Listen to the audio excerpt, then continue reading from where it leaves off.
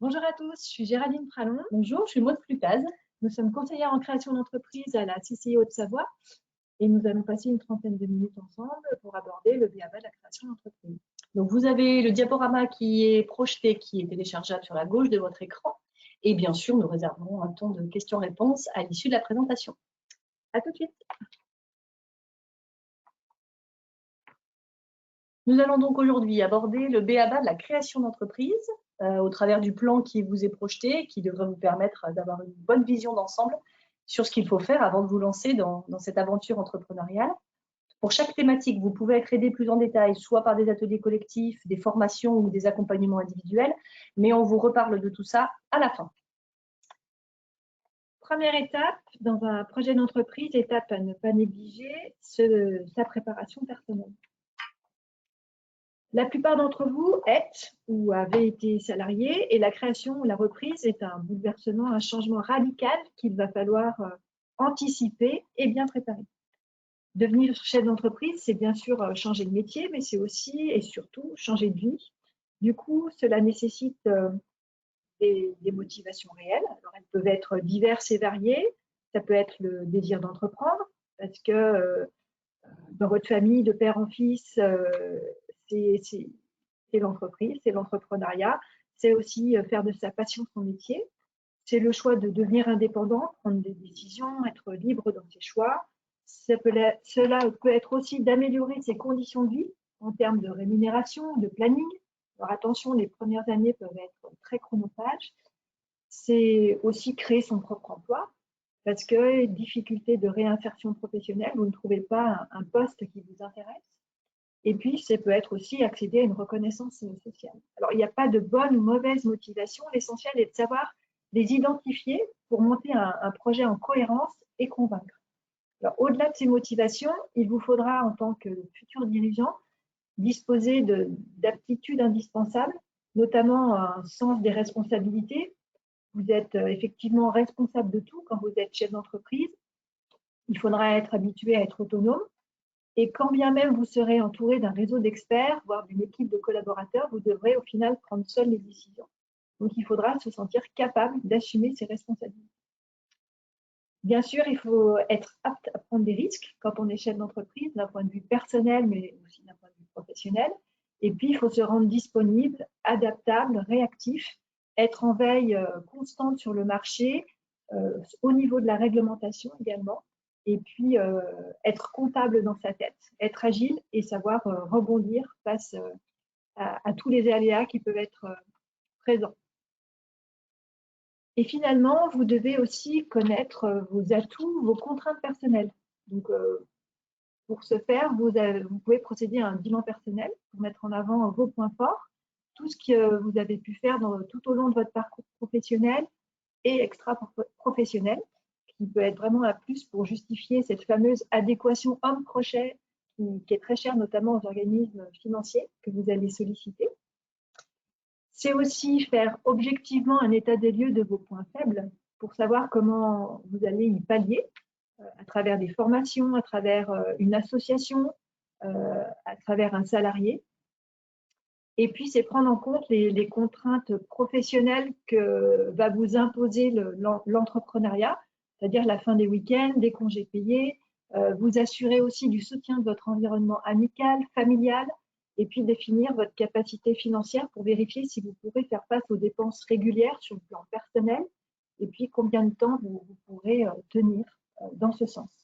Donc, cette première étape est très importante pour réapprendre à vous connaître, vous assurer que vous saurez endosser la posture de dirigeant et mieux convaincre vos futurs partenaires. Une fois vos motivations définies et votre idée arrêtée,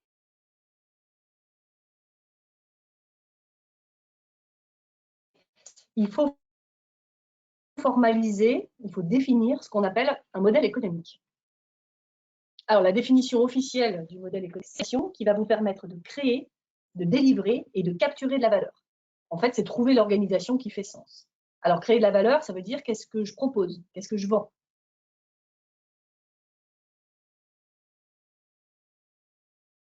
Délivrer, ça sous-entend à qui et comment.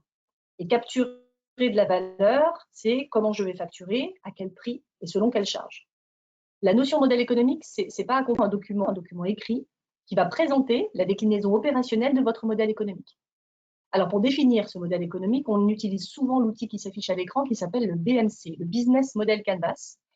C'est un outil qui est très ludique, qui va vous forcer à être créatif et qui, comme vous le voyez, va vous faire travailler sur les 9 blocs, on va dire, économiques de l'entreprise. La particularité de ce tableau, c'est qu'il se lit de droite à gauche, en partant du postulat que si vous n'avez pas de client, il n'y aura pas de business. Et que donc, le client doit être au centre de toute votre réflexion. Donc, la case numéro 1, sans surprise, c'est mes clients. Qui sont mes clients? Est-ce que j'ai différents segments de clientèle et quelles sont leurs caractéristiques? Pour répondre à cette question, il faut déjà avoir identifié du coup en amont un besoin client, de manière à ce que dans la case numéro 2, la case proposition de valeur, vous puissiez expliquer en quoi vous amenez de la valeur ajoutée sur le marché et que vous puissiez présenter votre offre comme une solution à un problème. Quel produit ou service je propose et à quel besoin cela répond-il? Quel est votre avantage en fait par rapport à la concurrence? Peut-être que votre offre, elle est nouvelle, elle est moins chère, elle est plus utile, plus performante, elle est peut-être personnalisable, mais il faut trouver et exposer votre critère de différenciation. On a souvent coutume de dire en création d'entreprise qu'il ne faut pas faire mieux que les concurrents, il faut faire différent. Donc, c'est vraiment l'opportunité dans ce tableau-là d'expliquer en quoi votre projet va être différent. En case 3 et 4, on pose les jalons de sa stratégie marketing et commerciale et on commence à réfléchir aux canaux les plus opportuns à exploiter pour faire connaître votre offre et également au type de relation que vous allez au quotidien entretenir avec vos clients, de manière à les fidéliser. La case numéro 5, elle explique la manière dont va se constituer votre chiffre d'affaires et quelque part, elle pose aussi les jalons de votre politique tarifaire. Combien je facture et comment? La gauche de la matrice, elle est plutôt dédiée à l'organisation concrète de l'activité. Donc, la case numéro 6, ce sont les ressources clés. Quelles sont mes ressources clés pour que je puisse démarrer mon activité? Est-ce que j'ai besoin d'un local? Est-ce que j'ai besoin de machines? Est-ce que j'ai besoin de personnel? Est-ce que j'ai besoin d'un stock? Est-ce que j'ai besoin d'un logiciel? Voilà, il faut vraiment vous placer dans la posture d'un entrepreneur qui démarre demain, de quoi il a besoin vraiment pour lancer concrètement son business. La case numéro 7, les activités clés, c'est plutôt ici de vous projeter dans votre quotidien de dirigeant et de déterminer les activités principales qui vont devoir être on va dire en permanence travaillées pour que votre offre fonctionne. Je cite souvent l'exemple d'un site de e-commerce. L'activité clé, ce sera clairement la gestion du site au sens large. Bien sûr sa création, bien sûr la performance du site internet, son référencement, sa mise à jour, et la manière dont il est, on va dire, valorisé sur vos différents canaux de communication. Case numéro 8, les partenaires clés. On s'interroge ici sur qui seront vos partenaires clés. Alors, les partenaires à la fois, on va dire, stratégiques, c'est-à-dire ceux dont vous allez avoir besoin pour que l'activité fonctionne. Par exemple, si vous avez une activité d'achat-revente, vos fournisseurs seront des partenaires stratégiques. Mais ici, dans cette case, on élargit un peu le spectre et on réfléchit aussi à tous ceux qui, d'une manière ou d'une autre, pourraient facilement et efficacement prescrire votre offre. Et enfin, la case numéro 9, la structure des coûts. Vous allez ici exposer les principales charges que l'entreprise devra assumer quand elle sera créée, et puis également les principaux postes d'investissement pour vous lancer. Cet outil-là, c'est vraiment un outil qui va vous forcer, comme je vous disais tout à l'heure, à être créatif, mais aussi qui va vous forcer à travailler de manière itérative. C'est-à-dire que vous allez spontanément faire des propositions, d'une manière ou d'une autre, vous allez les tester, et en fonction des retours obtenus, vous allez les adapter. Je propose, je teste et j'adapte. C'est une méthode qui a été développée par des spécialistes. Vous pouvez très facilement approfondir le sujet sur Internet. Mais vous pouvez également commencer à travailler cet outil lors de nos ateliers études de marché Le Labo, qu'on vous propose en moyenne tous les mois, en petits groupes de 6 porteurs de projets maximum. Et ça nous permet de plus aller dans le détail de la méthode et de vous coacher vraiment en live sur votre propre projet. La définition du modèle économique, ça va vraiment vous apprendre à partir du besoin client pour affiner votre offre. Apprendre la bonne habitude de détecter un besoin et un potentiel pour ensuite définir clairement votre proposition de valeur, votre valeur ajoutée pour vous différencier de la concurrence et optimiser le lancement de votre projet. Alors, on en arrive au socle de votre projet, l'étude de marché. Cette étape, elle est vraiment incontournable. Elle est souvent redoutée par les porteurs de projets. Il est vrai qu'elle peut s'avérer longue, fatigueuse, chronophage, mais ne pas la faire, c'est bâtir votre projet sur du sable. Alors, une étude de marché, elle doit vous permettre 3 choses. D'identifier des clients potentiels, de vérifier l'adéquation de votre offre avec le réel besoin client, et enfin, définir votre stratégie marketing commerciale pour générer du chiffre d'affaires. Donc, voici les éléments qui constituent une étude de marché. Il y a en premier lieu des informations sur votre futur environnement. C'est ce qu'on appelle l'étude macroéconomique. Par exemple, comment évolue le marché depuis les 3 dernières années, quelles sont les grandes tendances de consommation sur ce secteur d'activité, comment il est constitué, est-ce que c'est un marché de niche, un monopole, ou alors c'est très très atomisé. Y a-t-il une demande, un besoin qui est insatisfait, sur lequel je pourrais me lancer? Et puis, si je suis le premier à le faire, voilà, s'il n'y a pas de recul sur ce marché, ce n'est pas forcément positif. Peut-être que c'est parce qu'il n'existe pas de besoin. Donc, aussi, c'est s'interroger sur cette rubrique-là d'environnement, sur la réglementation que peut porter votre activité et est-ce que je remplis les conditions d'accès à ce marché. Une fois que cet environnement est mieux appréhendé, il vous faudra étudier les autres acteurs du marché et principalement vos concurrents. Donc, qui sont-ils? Depuis quand sont-ils présents? Quelle est leur offre, leur positionnement tarifaire, leur mode de distribution, leur part de marché, leur stratégie de développement, leur réputation? Donc, pas de secret, il va falloir les lister, les visiter si possible, ou entrer en contact d'une manière ou d'une autre avec eux pour identifier leurs points forts et leurs faiblesses au regard de votre projet. Et puis, le troisième acteur, et non des moindres à étudier, c'est vos clients. Vos clients potentiels, c'est vraiment le cœur du sujet. Et à ce stade, l'idée est de vous mettre autant que possible en empathie avec eux. Alors, il y a des outils qui viennent du marketing qui peuvent vous aider, tels que la carte d'empathie ou le persona. Ces outils vont vous permettre de vous mettre dans la peau de vos clients pour mieux les comprendre, mieux comprendre surtout leurs besoins réels et leurs motivations. Qui sont-ils? Où sont-ils? Quels sont leurs profils? Et puis, voir si votre offre est plutôt à destination de particuliers, des hommes, des femmes, de quelle catégorie socio-professionnelle, quelle tranche d'âge également, ou alors est-ce que votre offre est plus destinée à des professionnels? Donc, quelles sont les entreprises clientes par rapport à leur taille, par rapport à leur secteur d'activité, par rapport à un chiffre d'affaires? Et puis, sur quelle zone de chalandise vous allez pouvoir vendre vos produits, vos services, pour déterminer votre potentiel de vente et votre lieu d'implantation. Alors, il faut vraiment vous mettre dans la peau d'un profiler et savoir qu'est-ce qui va motiver l'acte d'achat de vos clients. Bien connaître leurs motivations, leurs besoins, leurs habitudes de consommation va vous permettre de définir votre mode de vente de vos produits ou de votre service. Un mode de vente qui peut être différent de ce qui existe déjà et donc de vous démarquer de vos concurrents. Ce travail d'imagination et toutes les données que vous aurez pu récolter en amont vont être confrontés à la réalité du terrain et c'est pour cela qu'on vous incite systématiquement à mener des entretiens, une enquête, entretien qualitatif ou une enquête quantitative face à un panel de prospects de clients. L'essentiel dans cette phase d'étude de marché, c'est d'être vraiment en prise directe avec le terrain. L'objectif, ça va être de déterminer ce que vous allez mettre en place pour passer de « oui, je suis intéressé » à « oui, je vais acheter ». Donc, si on ne pose pas de questions, on ne peut pas adapter son offre. Donc, il faudra vous confronter en posant des questions à vos futurs clients. L'étude de la concurrence, l'étude de la clientèle, l'étude de l'environnement vont permettre en fait de définir votre positionnement commercial à travers ce qu'on appelle un mix marketing. Donc, comment je vais vendre, à quel prix, auprès de qui et comment je vais communiquer. Ça va permettre aussi d'évaluer le niveau de chiffre d'affaires nécessaire pour assurer la rentabilité de votre entreprise. Alors, malheureusement, il n'existe pas d'étude de marché toute faite. Elle doit être adaptée à la dimension de votre projet. Les clients consomment globalement déjà sans vous. Vous devez trouver votre part de gâteau dans celui que tous vos concurrents se partagent déjà.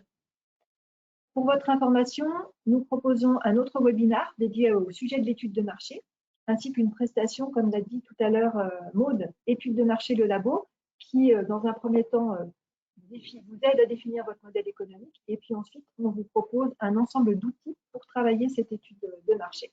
Donc, c'est une journée plus 2 matinées avec un rendez-vous individuel au cours desquels, voilà, en petits groupes, on revoit tous ces outils pour bien définir votre projet d'entreprise.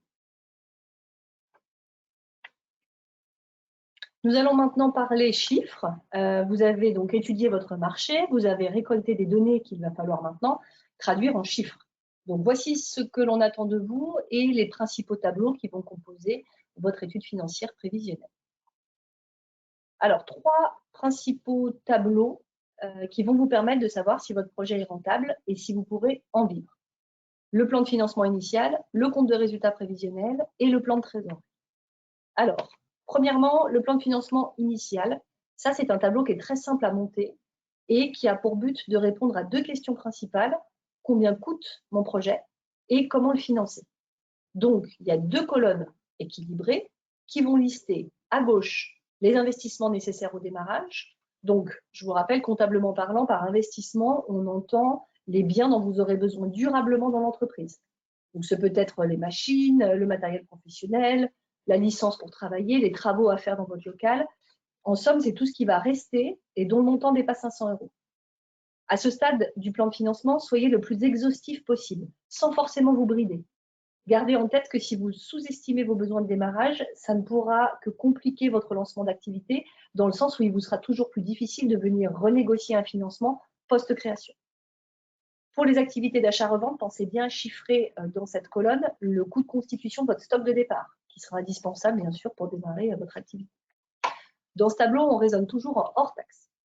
Dans la colonne de droite, vous allez donc en face des investissements lister les financements qui vont couvrir ces investissements.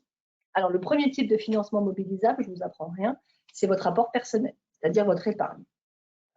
C'est vrai que disposer d'un apport, c'est une condition préalable à toute demande de financement. Alors, chaque cas est particulier, mais c'est vrai qu'en général, on vous annonce en moyenne, et le banquier attend en général une fourchette d'apport qui soit comprise entre 20 et 50% du total des coûts prévus. Nous, en interne, quand on monte des prévisionnels, c'est vrai qu'on aime bien partir sur des montants d'apport entre 20 et 30% du coût du projet. Quand ce ratio est difficilement atteint ou alors qu'il a besoin d'être complété, vous pouvez mobiliser ce qu'on appelle des organismes de prêt d'honneur qui peuvent, après présentation de votre business plan devant un comité d'agrément, vous accorder un prêt à taux zéro, un prêt personnel, sans garantie, qui est remboursable sur des durées négociables de 3 à 5 ans et sur des montants compris entre 1 000 et 100 000 € selon la nature de votre projet. L'objectif de ces prêts d'honneur, c'est vraiment de faire effet de levier sur le prêt bancaire complémentaire qui permettra de boucler le financement du projet. En Haute-Savoie, il y a 2 réseaux de ce type qui coexistent, le réseau Initiative et le réseau Entreprendre. Donc, n'hésitez pas à vous rapprocher de nos services pour qu'on vous explique comment chacun travaille et pour être mis en relation avec eux. Deuxième type de financement possible, et bien évidemment, les prêts bancaires traditionnels. N'hésitez pas à solliciter les banques de la place. Pour votre information, la Chambre de commerce et d'industrie est partenaire de la Banque populaire Auvergne-Rhône-Alpes et de la Caisse d'épargne Rhône-Alpes et peut, sur votre demande, vous mettre en relation de manière privilégiée. Donc, là encore, n'hésitez pas à contacter nous.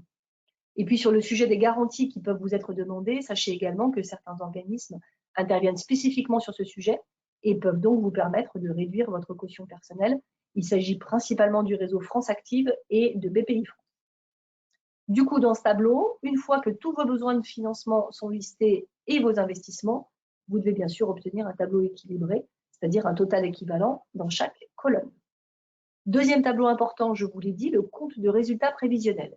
Lui, il va vous permettre d'estimer un chiffre d'affaires, d'identifier des charges dites d'exploitation et du coup, par soustraction, de mesurer la rentabilité de votre projet. Donc, il va vous permettre de répondre aux questions suivantes. Quel niveau de chiffre d'affaires définir? Quelles sont mes charges? Et mon activité est-elle rentable?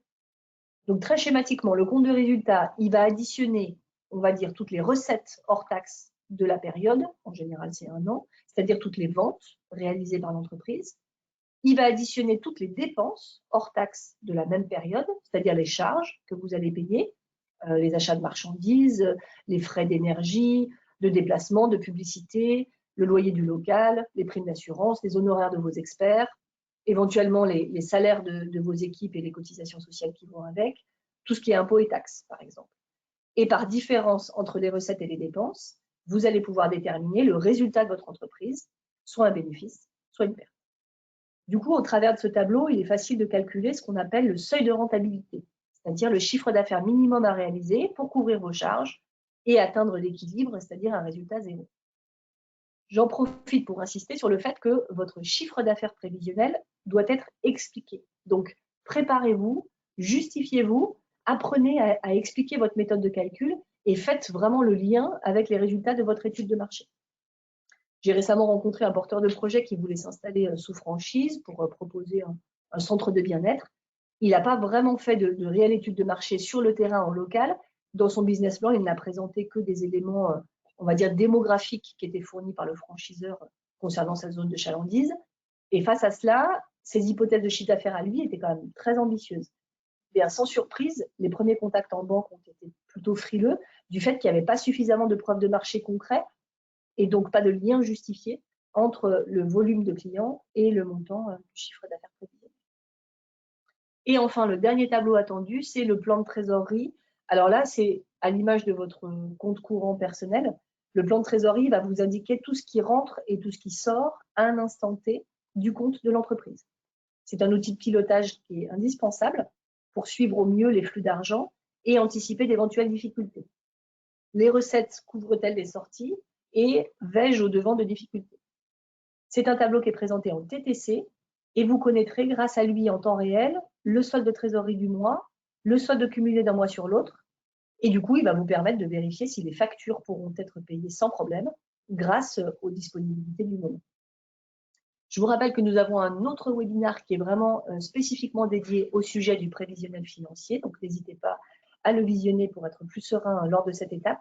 Et bien sûr, faites-vous accompagner par un expert comptable pour pondérer vos prévisions et obtenir une vision d'expert de votre marché.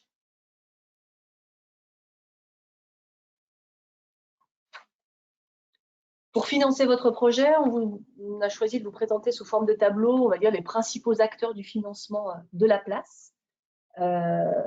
Plusieurs organismes donc, composent notre écosystème local et ils vous sont présentés à l'écran selon l'intensité capitalistique de votre projet. Donc, on va dire, pour faire simple, pour les projets dont le montant de financement ne dépasse pas 10 000 € et ou pour les porteurs de projets qui sont en situation sociale précaire ou qui ne peuvent pas facilement prétendre au financement bancaire classique, l'ADI, l'Association pour le développement à l'initiative économique, peut être pour vous un partenaire intéressant. C'est une association qui propose des microcrédits, des prêts d'honneur à taux zéro ou encore des systèmes de micro-assurance. Si vous êtes en recherche plutôt de garantie ou que vous portez un projet à dimension sociale ou solidaire, France Active Savoie-Mont-Blanc peut se mobiliser en complémentarité avec la banque. C'est là encore une association qui propose des prêts et des garanties d'emprunt bancaire pour limiter votre prise de risque. Ils peuvent également investir en fonds propres pour accompagner les projets sociaux les plus ambitieux et les plus prometteurs. Vous avez ensuite les banques de la place, donc ça c'est le financement bancaire classique que vous connaissez tous. En local, nous avons la chance, il est vrai, d'avoir des enseignes qui sont particulièrement dynamiques sur le sujet de la création d'entreprises. Et comme je l'évoquais tout à l'heure, je vous rappelle que la CCI est notamment partenaire de la Banque Populaire et de la Caisse d'épargne. Donc n'hésitez pas à nous solliciter pour être mis en relation avec eux. Et puis en complément des banques, BPI France, la Banque publique d'investissement, intervient systématiquement aux côtés des banques pour vous proposer des garanties de prêts, mais également un large panel de prêts, notamment à destination des projets innovants. Et puis le réseau Initiative et le réseau Entreprendre qu'on évoquait tout à l'heure, je vous en ai parlé en début de session, eux, ils ont plutôt pour vocation de compléter votre apport personnel via des prêts à taux zéro pour faire effet de levier sur le prêt bancaire complémentaire. Et puis le dernier acteur qu'on a souhaité vous citer aujourd'hui, c'est Samba, Savoie-Mont-Blanc Angels, qui, pour les projets à haut potentiel, permet de réaliser ce qu'on appelle des levées de fonds et qui peut donc prendre des participations au capital de votre entreprise pour contribuer à son développement. C'est plutôt réservé à un profil d'entreprise disposant déjà de preuves de marché et qui ont des perspectives de développement fortes à court terme. Voilà, je vous rappelle également que sur notre site internet, vous avez une notice spécifiquement dédié au sujet des aides à la création d'entreprise, et puis un autre webinaire qui s'appelle « Comment compléter mon apport personnel » et qui revient beaucoup plus en détail sur les activités de chacun de ces organismes. Alors, nous voilà arrivés au cadre juridique et vous remarquerez qu'on aborde cette question une fois qu'on a posé des chiffres, qu'on a étudié son marché. Souvent, les porteurs de projets qu'on rencontre tout au début s'inquiètent de la forme juridique à choisir, mais elle se réfléchit un peu plus tard dans la réflexion par rapport à la dimension de votre entreprise, parce que finalement, c'est le contour de votre projet. Alors, il y a plusieurs formes qui existent. Vous trouverez forcément chaussures à votre pied, donc il ne faut pas s'inquiéter. Et puis, sachez également que rien n'est figé dans le temps. Vous pouvez commencer sous une forme juridique et puis la changer tout au long de la vie de votre entreprise. Alors, ce choix, il reste effectivement important parce qu'il va conditionner la manière dont vous allez payer vos impôts sur le bénéfice, quel statut social vous allez avoir en tant que dirigeant. D'ailleurs, je vous renvoie sur un webinaire sur les différentes formes juridiques que vous pourrez regarder plus tard. Et ce qui est important pour choisir sa forme juridique, c'est de lister un ensemble de questions, notamment sur votre situation personnelle. Est-ce que vous êtes marié, célibataire? Si vous êtes marié, sous quel régime matrimonial vous êtes marié, sous la communauté ou pas? L'importance de savoir si vous avez un patrimoine et est-ce que vous souhaitez le protéger? Est-ce que dans l'activité, vous souhaitez avoir un pouvoir de décision si vous êtes plusieurs associés? Donc, avoir un poids dans la décision, les décisions stratégiques de votre entreprise. Et puis, la taille de l'entreprise et son développement. Comment vous envisagez votre entreprise? Est-ce que ça va rester une petite structure en complément d'une activité salariée ou ça va être vraiment une entreprise qui va se développer un concept innovant? La nature de l'activité. Certaines activités sont réglementées et donc la structure juridique peut leur être imposée. Par exemple, un tabac-presse. On ne peut pas se créer en SARL en tabac-presse. Il faut soit se mettre en nom propre, soit se mettre en société en nom collectif. Et puis, comme je vous disais, la fiscalité et le régime social s'imposent à vous par rapport au choix de votre structure juridique. Donc, l'ensemble de ces questions est nécessaire pour voir quelle est la pertinence de la meilleure structure juridique pour votre entreprise. Donc, volontairement, je ne rentre pas dans le détail des principales formes juridiques qui existent. Vous pouvez télécharger des notices d'information sur notre site internet. Et puis, il y a ce fameux webinaire qui vous est proposé, animé par un avocat.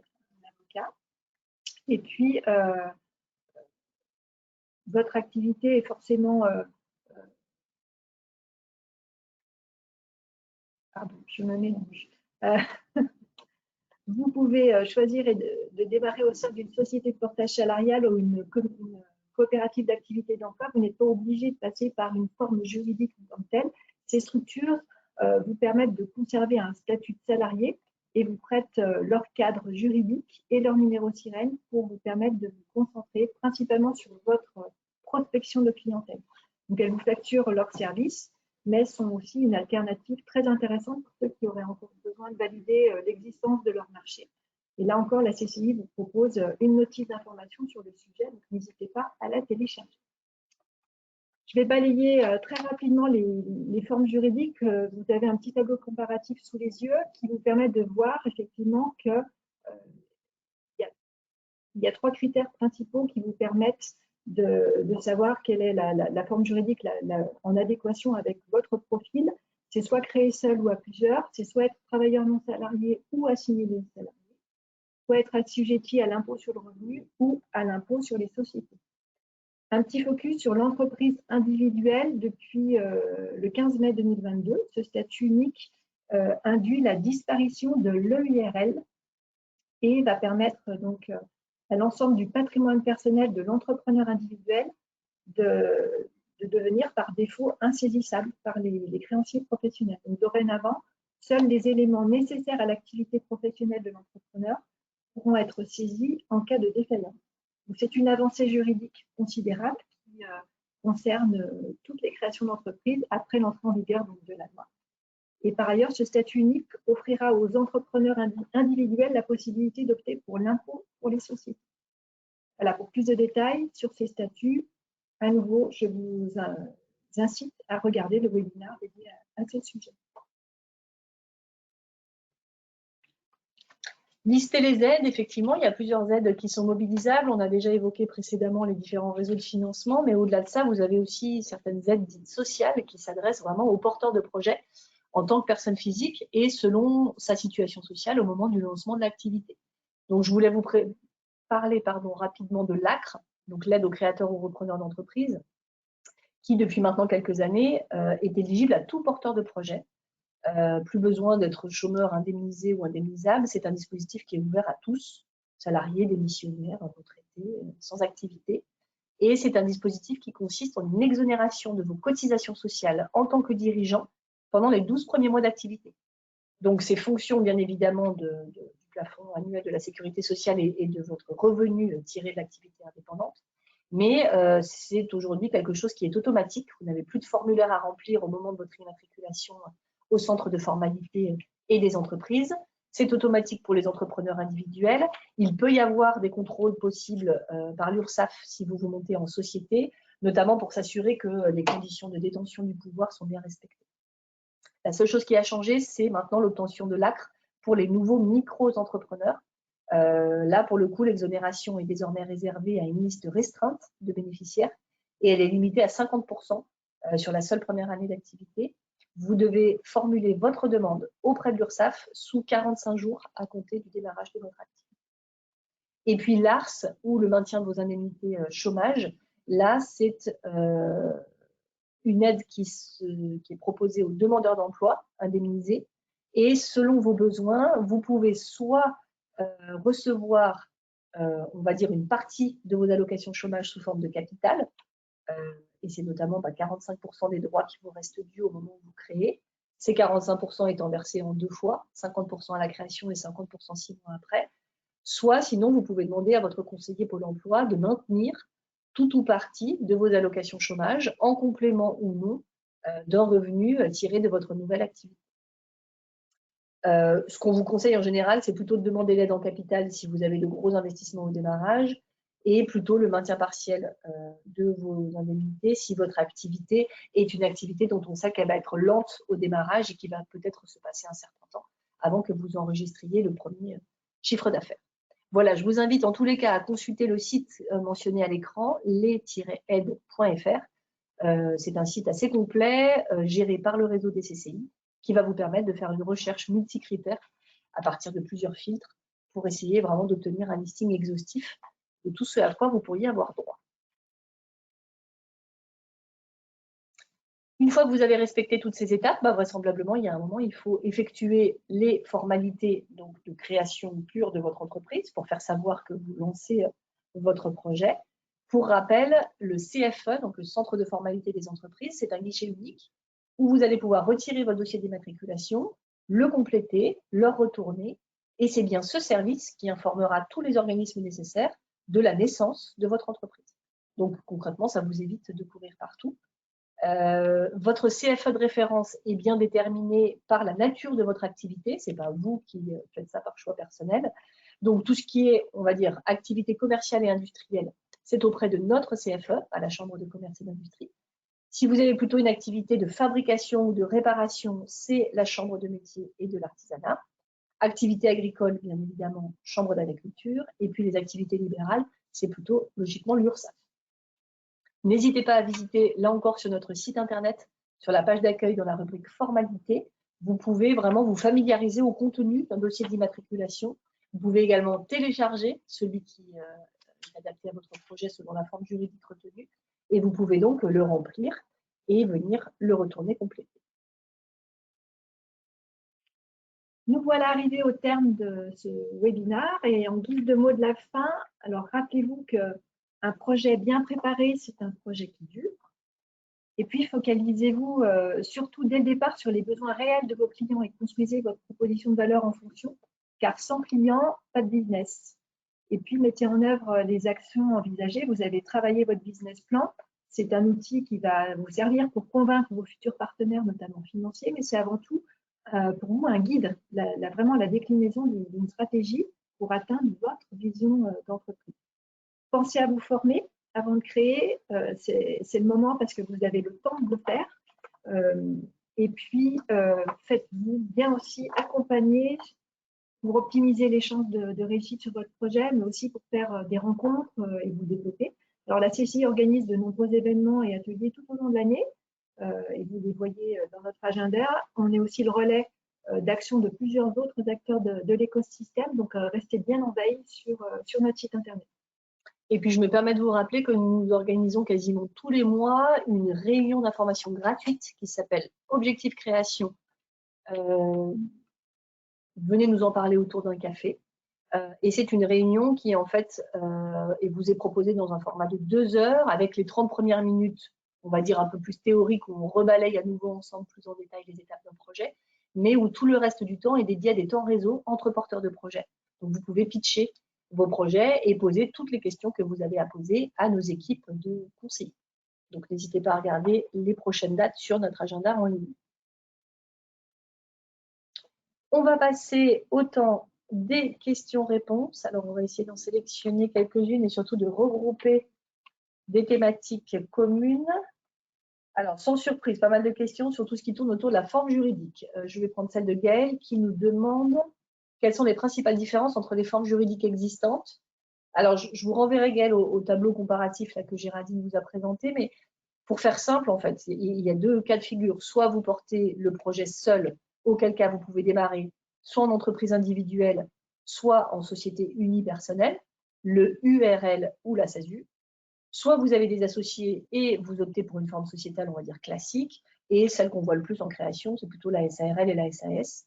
Ce qui diffère, en fait, entre toutes ces formes, c'est essentiellement l'imposition de vos bénéfices.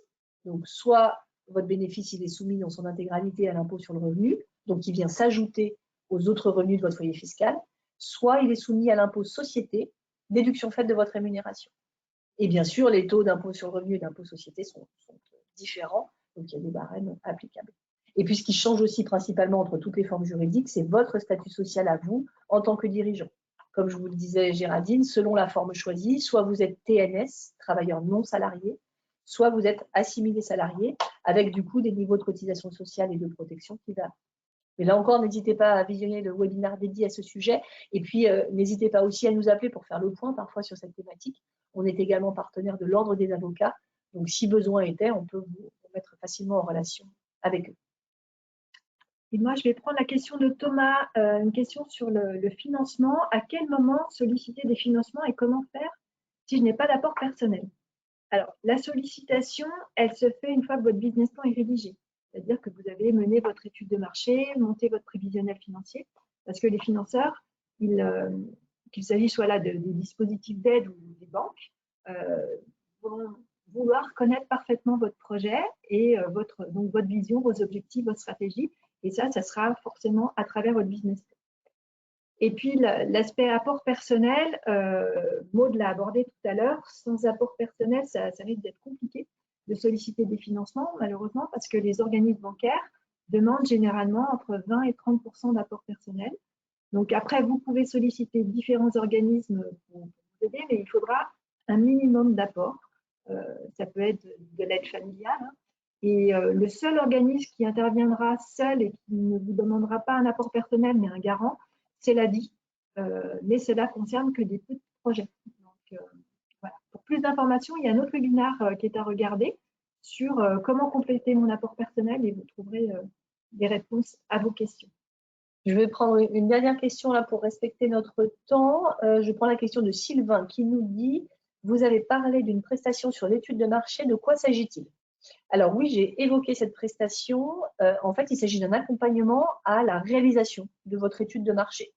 Donc, ça se décompose en une journée complète plus 2 matinées, en petits groupes, 6 personnes maximum, et on revoit ensemble la théorie et on vous fait ensuite passer à l'action. L'objectif, c'est vraiment que vous puissiez exploiter, on va dire, des sources d'informations concrètes et que vous puissiez manipuler des outils pratiques pour avancer en fait dans cette étude de marché et aussi, comme l'a dit Géraldine tout à l'heure, la définition de votre modèle économique. Donc en fait, vous avez un temps de travail entre les 2 premières sessions et ensuite on convient à l'issue de la formation d'un rendez-vous individuel pour faire le point. Alors c'est une prestation payante qui est facturée de mémoire 600 € et qui peut tout à fait être prise en charge par votre CPF.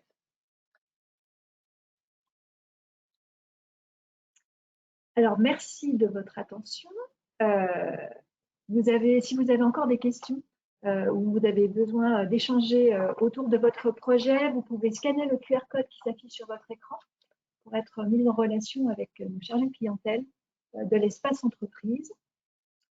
Et puis, si vous voulez retrouver le détail de toutes nos prestations, je vous invite à aller sur notre site internet dans la rubrique création d'entreprise. Vous avez donc tout le détail de nos prestations proposées.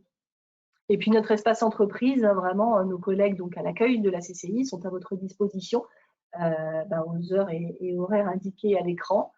Donc vous pouvez tout à fait spontanément les appeler directement ou, comme disait Géraldine, flasher le QR code et à ce moment-là, c'est elles qui vous recontacteront.